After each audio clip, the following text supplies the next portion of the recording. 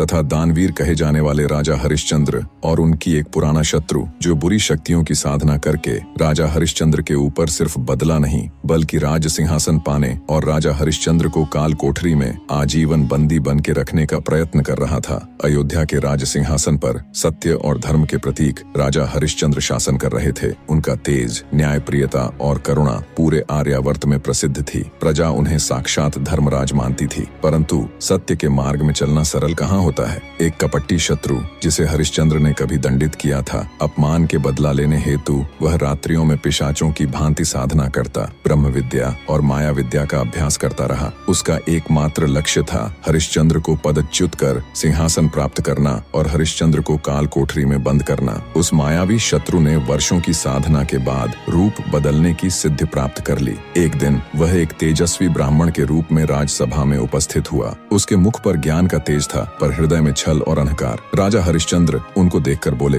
हे ब्राह्मण देवता, आज मेरे राज्य में कैसे आना हुआ? और उस माया रूपी ब्राह्मण का यथा उपचित आदर सत्कार किए। ब्राह्मण जाते समय राजा से कहा, हे धर्मनिष्ठ नरेश, आपने वर्षों पूर्व एक यज्ञ में यह संकल्प लिया था कि आप याचक को कभी खाली हाथ नहीं लौटाएंगे। मैं हूँ वो याचक। आज मैं आपसे आपकी सबसे मूल्यवान वस्तु, आपका राज्य, दक्षिणा में मांगता हूँ। राजा विस्मित हुए और उनको संदेह हुआ कि कोई ब्राह्मण उनसे उनका राज्य क्यों मांग रहा है। ऊपर से ऐसा कोई वचन भी तो कभी किसी को नहीं दिए। हरिश्चंद्र बोले, मैंने किसी को ऐसा वचन नहीं दिया, किंतु यदि यह सत्य हो तो मैं सत्य और मेरे वचन का उल्लंघन नहीं कर सकता, चाहे मुझे कुछ भी त्याग क्यों न करना पड़े। फिर भी न्याय के हित में एक अवसर मिलना चाहिए। माया रूपी ब्राह्मण मुस्कुरा के बोला, ठीक है, यदि आप मेरे 3 प्रश्नों का उत्तर दे पाएं तो मैं आपकी दक्षिणा का आग्रह त्याग दूंगा और इस राज्य को सदा के लिए छोड़ दूंगा। परंतु याद रहे, अगर एक भी सवाल गलत हुआ तो बिना कोई प्रश्न किए बगैर आपको राजगद्दी से उतार काल संकट में पड़ गए थे। पर सत्य का उल्लंघन न करने हेतु